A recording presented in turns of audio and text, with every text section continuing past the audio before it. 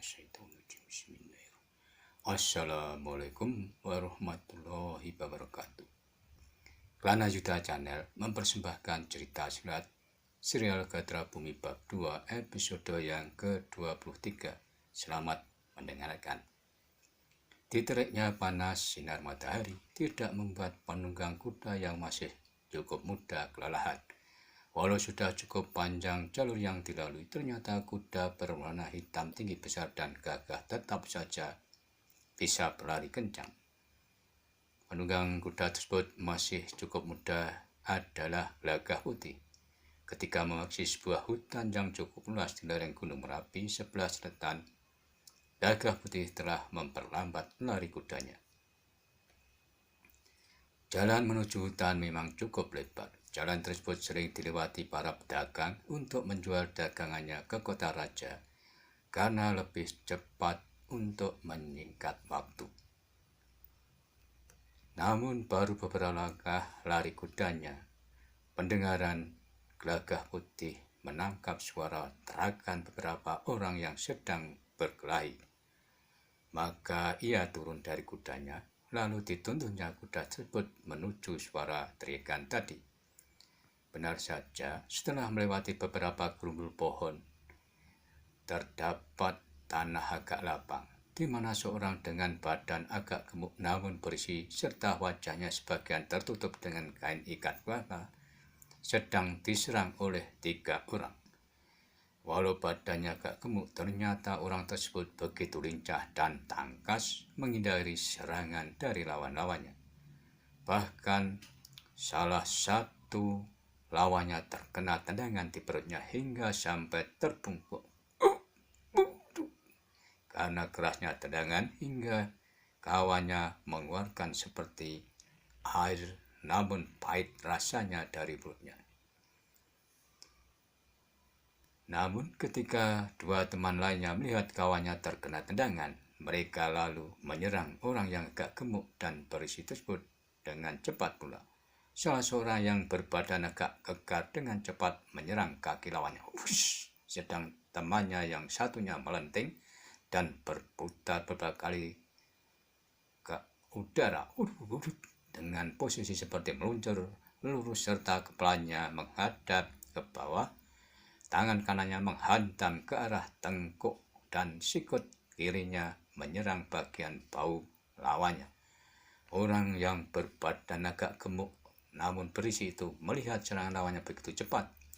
Kaki kirinya diangkat dengan cepat guna menghindari serangan lawannya yang agak kekar itu.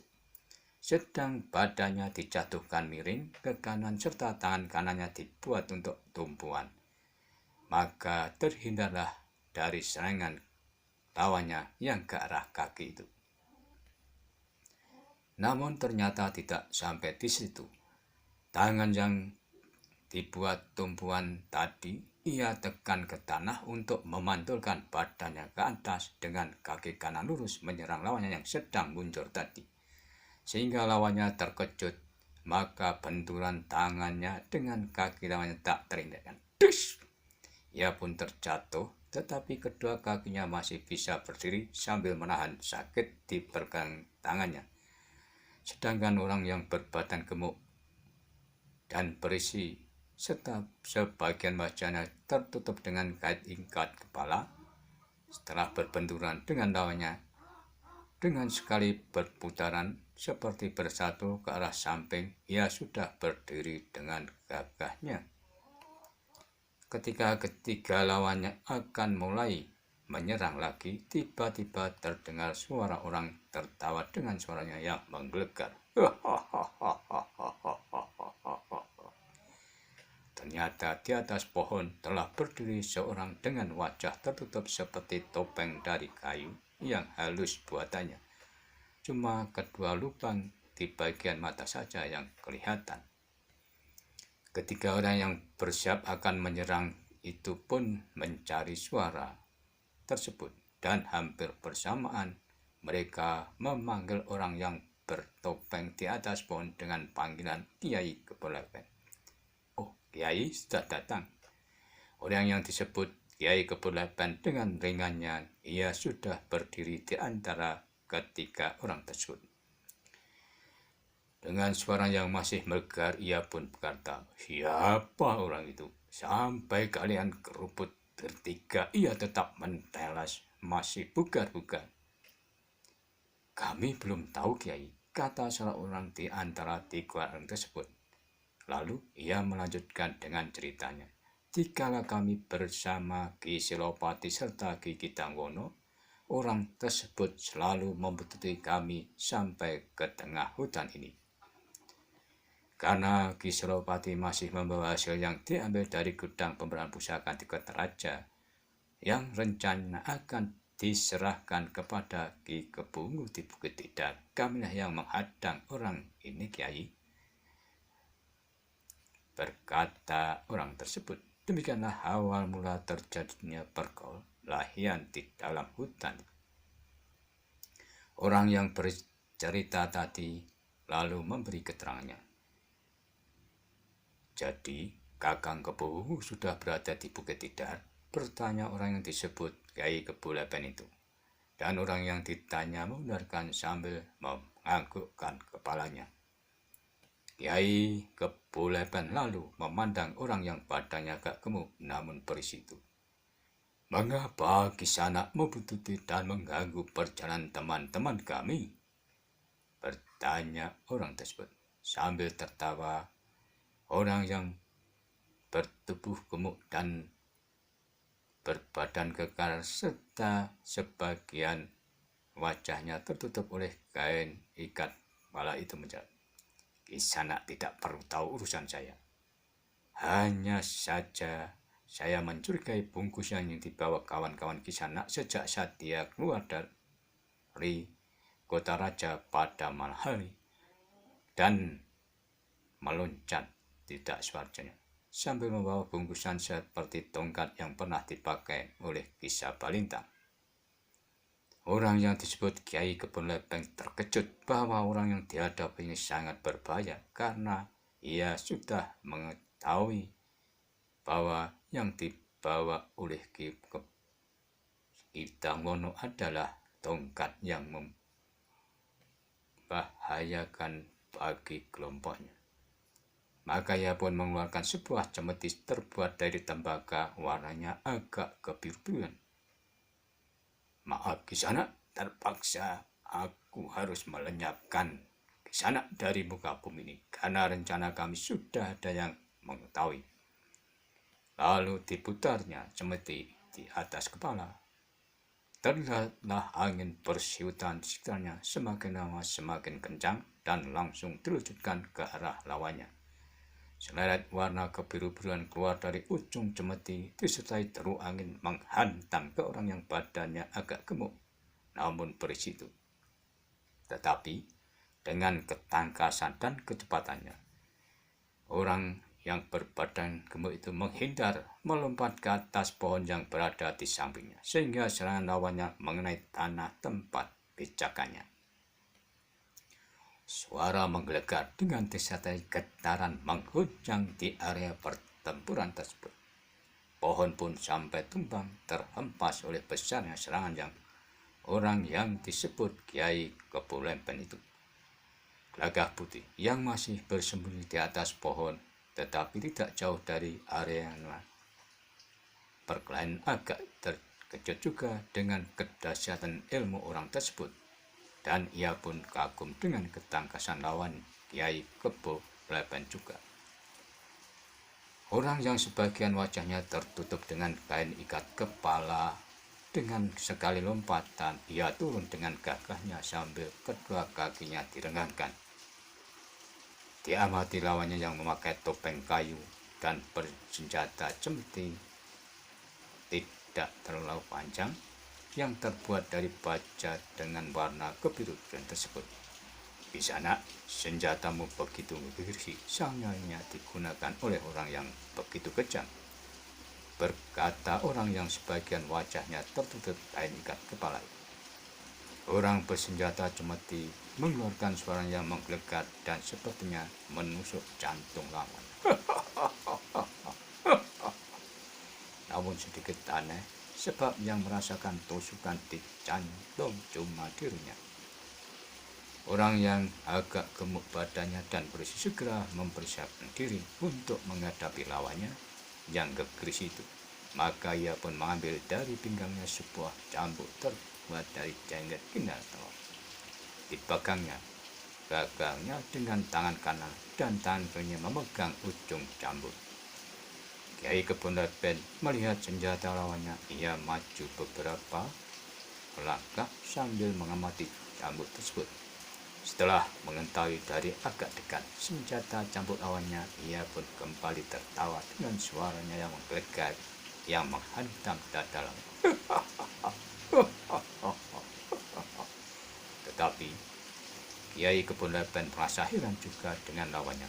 Dari serangan dengan senjata cemetinya hingga ia menyerang dengan ilmu ajian gelap sewu masih bisa mengatasinya.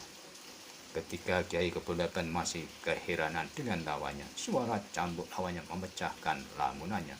Ia pun kembali tertawa dengan suara mendengar suara cambuk lawannya seperti suara cambuk orang yang menggembala kerbau.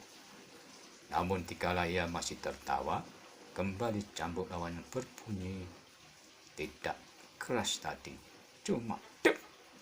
Ia pun terkejut karena getaran lecutan cambuk lawannya yang tak begitu keras menggetarkan jantungnya. Kiai Kebon Lepen melompat mundur beberapa langkah. Ternyata Gagah Putih juga terkejut dengan suara cambuk orang yang wajahnya sebagian tertutup kain ikat kepala itu. Ia pun masih belum turun dan masih bersembunyi di atas pohon sambil mengamati orang yang bersenjata cambuk. Dan ia pun berkata dalam hatinya, siapakah sebenarnya orang tersebut? Tanpa memberikan peringatan, Kiai Kebon Lepen langsung menyerang lawannya dengan ujung cemetinya lagi lurus seperti pedang ke arah dada.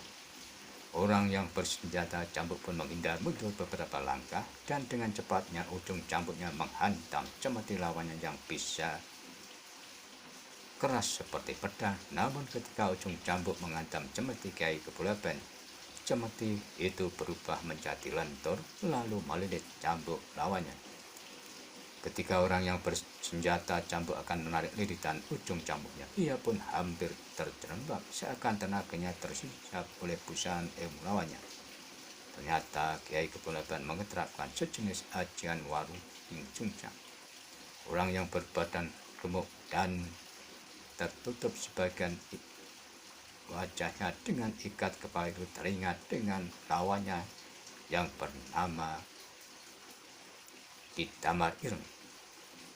Tapi ada sedikit perbedaan. Mungkinkah ini saudara perseguruannya? Dan ketika orang bersenjata cambuk itu mendurkan pegangan gagang cambuknya dengan tenaga biasa, sehingga liritan bisa terlepas dari cemeti lawannya. Lawan pun menjadi marah sebab beberapa kali serangannya bisa diatasi. Lalu dikeluarkannya sebuah kemampuan. Cemetinya diputar-putar semakin kencang, maka timbullah angin pusaran semakin lama semakin besar, dan daerah pertempuran pun serta di sekitarnya berubah menjadi gelap. Orang yang bersenjata cambuk pun segera mempersiapkan dirinya sambil memohon izin dan petunjuk dari Sang Maha Penciptanya.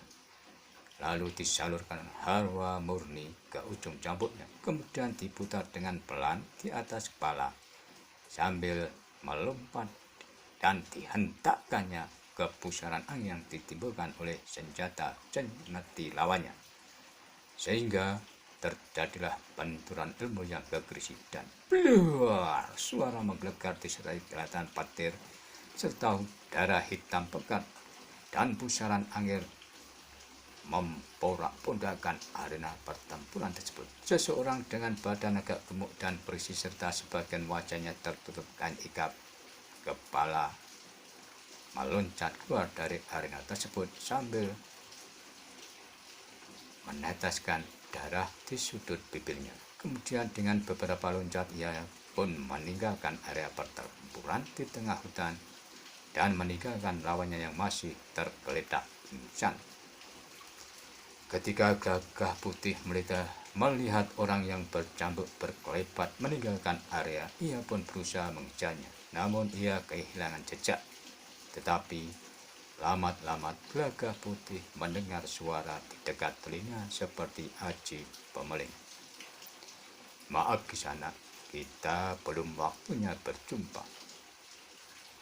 Saat itu, semilir angin dari lereng Merapi terasa sangat menyejukkan. Di arah barat mentari masih terlihat sinarnya kemerah-merahan warnanya. Sekelompok burung blekok terbang sambil bernyanyi dengan suara seperti trompet sehingga hanya dimengerti oleh sesamanya. Di sekitar hutan tempat di mana orang yang menamakan dirinya Ki Kebo Lepen setelah bertempur dengan seorang berbadan agak gemuk, namun polisi sudah tak terlihat lagi. Dan setelah Gagah Putih tidak berhasil mengejar orang yang seperti dikenalnya, ia pun meneruskan perjalanannya ke kota raja. Walaupun waktu sudah memasuki senja, tetapi ia pun masih ragu dan penasaran, sehingga dalam hatinya terus bertanya, siapakah gerangan orang yang bercambuk tersebut? Tak terasa, waktu pun terus berjalan, dan tibalah Gagah Putih di depan pintu gerbang kota raja. Ia pun turun dari kudanya, lalu berjalan sambil menuntun kudanya serta menemui prajurit penjaga pintu gerbang untuk minta izin masuk. Namun prajurit yang ditemui belum kenal dengannya, sehingga hampir saja terjadi salah paham seandainya tidak datang seorang lurus prajurit yang sudah mengenal Gagah Putih. Ternyata lurah prajurit tersebut adalah Ki Lurah Kenikir. Sambil menghormat, Ki Lurah Kenikir menyapa, "Selamat datang Ki Gagah Putih." Sambil mohon maaf atas ketidaktahuan prajurit penjaga gerbang tadi. Kebetulan sekali Ki Lurah Kenikir yang membawa Nawolo ke tanah Petikan Mureh bersama Ki Lurah Semi. Sambil berbincang-bincang, keduanya menuju ke Patian, dan dengan isyarat tertentu mereka pun dipersilahkan masuk serta disuruh menunggu di tempat yang biasa untuk para tamu. Namun tidak jauh dari keduanya seorang pemuda tampan gagah. Ternyata Raden Mas Rangsang sedang mengamati Gagah Putih. Dalam hatinya ia pun berkata, apakah yang bernama Paman Gagah Putih ini melihat bentuk dan wajahnya seperti yang digambarkan oleh Paman Agung Stayu. Tak beberapa lama abdi dalam kepatian menemui Gagah Putih untuk dimohon segera bersiap diri guna menghadapi Ki Jurmertani yang lebih dikenal dengan sebutan Ki Patih Mandarakan. Gagah Putih sesampainya di pendopo Pasemonan sambil berjalan pelan dan badan agak dijongkokkan, serta kedua telapak tangannya dianggukan menghadap Ki Patih Mandarakan. Kemudian berkata, "Sungkem dalem ugi sembah bekti kawula Ki Patih." Sambil tersenyum, Ki Patih Mandarakan memandang Gagah Putih lalu katanya, "Tak terima sembah bektimu Gagah Putih, tapi pangestuku terimalah. Senika dawuh Ki dawuh matur sembah nuwun Ki Patih." Demikianlah kira-kira sekilas gambaran unggah-ungguh yang disampaikan Gagah Putih terhadap Ki Patih Mandarakan. Selanjutnya Ki Patih bertanya, apakah Gagah Putih sudah menerima nawolonya dan apakah sudah mengerti maksud dan isinya? Punten dalem Ki Patih. Gagah Putih bertanya, apakah Ki Patih maksudkan yang telah hilang dari pemberian pusaka adalah tongkat baja putih, pasangan dari tongkat baja putih Mbok Ayu Sekamira? Benar Gagah Putih. Setelah Ki Temenggung Utara bisa merebut dari Kisah Palintang beberapa tahun silam dan disimpan di tempat yang aman, ternyata sekarang sudah tidak ada tempatnya. Namun semua ini masih banyak orang yang belum mengetahui. Dan tugas ini aku serahkan kepadamu Gagah Putih, mengingat engkau dan istrimu Roro Wulan juga pernah berhasil menangani. Bagaimana Gagah Putih? Apakah engkau sanggup? Seniko dawuh Ki Patih. Namun, bolehkah sekiranya hamba mengajak teman yang dapat dipercaya?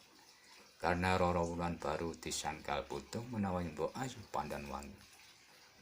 Ki Patih sedikit mengerutkan keningnya, lalu bertanya, siapakah temanmu Gagah Putih? Punten dalem Ki Patih, namanya Butut Klono dan Gatra Bumi. Sekarang baru dipadepkan orang bercambuk.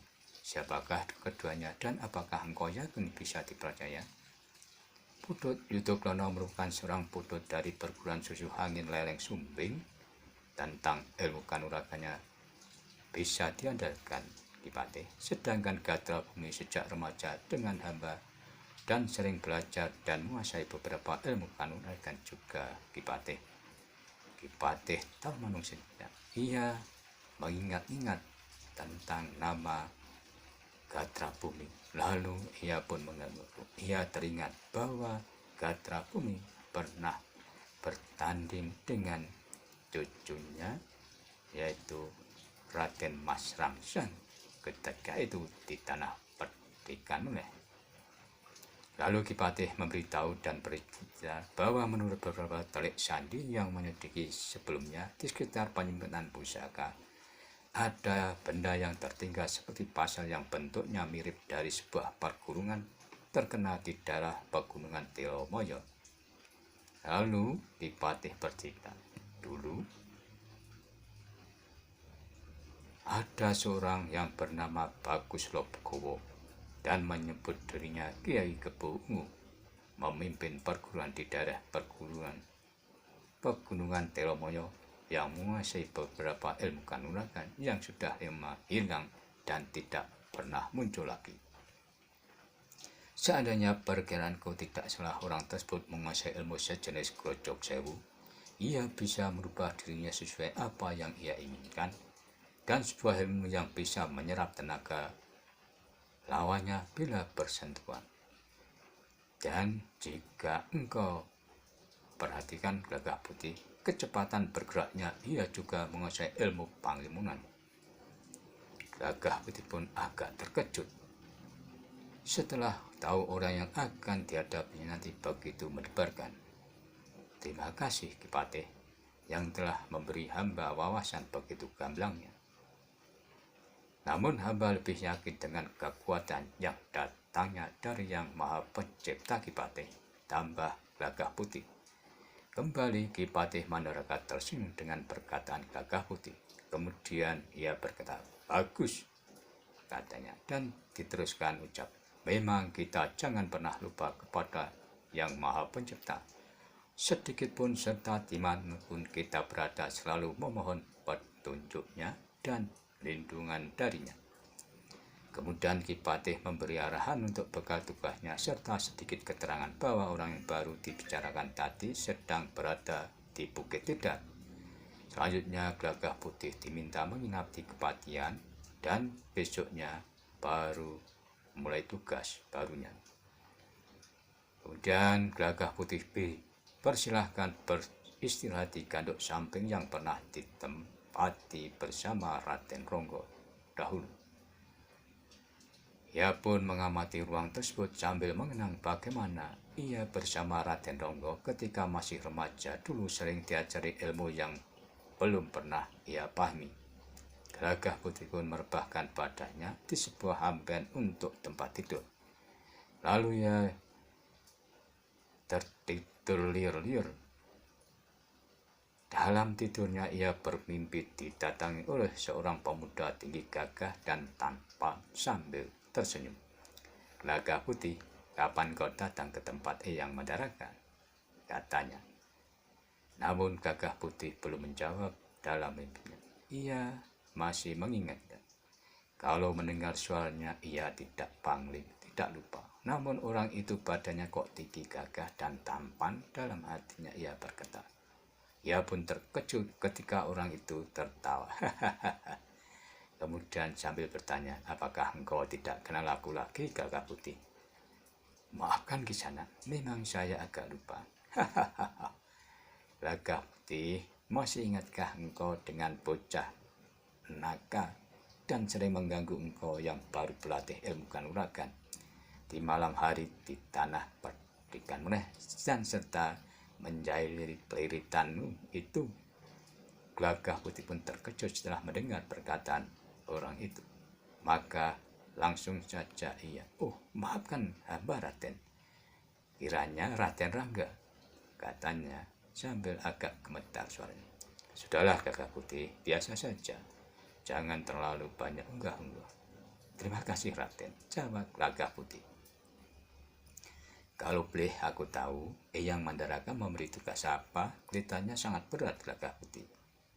Namun Gagah Putih bingung akan menjawab, sebab sudah diwanti-wanti bahwa tugasnya sangat rahasia. Kembali Raden Rangga tertawa.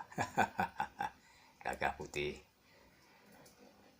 setelah ia berhenti tertawa, ia pun melanjutkan perkataannya. Sudahlah, jangan kau jelaskan. Namun engkau harus betul-betul siap lahir batin untuk menghadapi lawanmu nanti. Walaupun kedua temanmu juga pilih tanding, namun murid maupun kelompoknya banyak orang yang berpengalaman dalam dunia kanuragan. Aku cuma bisa berdoa semoga kalian nanti bisa berhasil dan selamat dalam melaksanakan tugas yang berat ini. Gagah Putih sambil mengambil sekuntum bunga Wijaya Kusuma, Raden Rangga berkata, ini hanya sebagai perantah saja, karena semua hanya kehendaknya. Lalu Raden Rangga pun meletakkan bunga Wijaya Kusuma di atas dada Gagah Putih. Sambil tersenyum, Raden Rangga berpesan, kau harus hati-hati dan selalu waspada, serta mengedepankan kesabarannya. Juga jangan terpancing dengan emosi yang ditimbulkan lawannya maupun karena keegoisan dirinya. Gagah Putih pun mengangguk. Namun di saat ia akan mengucapkan terima kasih setelah ingin memandang Raden Ronggo, ternyata orangnya sudah tidak berada di hadapannya. Tetapi Gagah Putih lambat-lambat mendengar suara seperti orang yang sedang membawa puisi. Semoga karena ucapan kalimat dua syahadat benar-benar di dalam jadi mustika di dalam jiwa, keberuntungan, kemuliaan, waskita, kesaktian, serta wibowo biar terwujud dengan segera. Ampuh sepuh utuh mempan gagah bunga semeringah datar ing wayah-wayah. Satrio Toto Sembuto Wirotomo kelihatan 1000 bintang ditembakkan wayu masa menghadapnya. Dan saat kemudian suara puisi pun telah menghilang. Gagah Putih tidak saja gelagapan sehingga ia langsung mengucek-ucek matanya sambil mencari Raden Ronggo. Namun yang dicari tidak ditemukan. Pada saat itu keanehan telah dirasakan pada dirinya. Terasa badannya ringan serta ada aliran hawa hangat melingkar-lingkar di dalam perut dan kemudian menuju ke dadanya, lalu mengalir ke seluruh tubuhnya. Gagah Putih teringat ketika Raden Ronggo memberikan bunga Jaya Kusuma yang diletakkan di dadanya. Tetapi setelah ia melihat dadanya, ia pun tidak melihat bunga tersebut. Ketika ia masih memikirkan yang baru ia alami, tiba-tiba pintu kamarnya diketuk dari luar oleh abdi dalam kepatihan. Rupanya pagi sudah datang. Abdi dalam pun mengatakan bahwa sarapan pagi sudah tersedia dan selanjutnya Gagah Putih disuruh menghadap Ki Patih Mandaraka. Setelah semuanya selesai membersihkan diri dan sarapan pagi, Gagah Putih pun sowan menghadap Ki Patih Mandaraka. Ternyata Ki Patih sudah berada di Pondopo Peswana dan sedang menerima Gagah Putih. Lalu dengan singkat, Ki Patih Mandaraka memberi lagi arahan yang harus diperhatikan oleh Gagah Putih. Demikian semuanya rencana sudah matang. Gagah Putih pun dipersilahkan untuk melaksanakan tugas yang diterimanya. Dengan menunggang kuda hitam tinggi besar, Gagah Putih pun menuju pintu keluar gerbang kota raja serta memacu kudanya sambil tersenyum melambaikan tangannya pada Ki Lurah Mikir. Sementara Raden Mas Rangsang telah menemui Ki Patih Mandaraka dan menanyakan tentang apakah benar yang berada di kepatian kemarin adalah paman Gagah Putih. Patih Mandaraka pun membenarkan. Demikianlah episode ke-21. Demikianlah episode yang ke-23 dan nantikanlah episode selanjutnya. Sampai jumpa.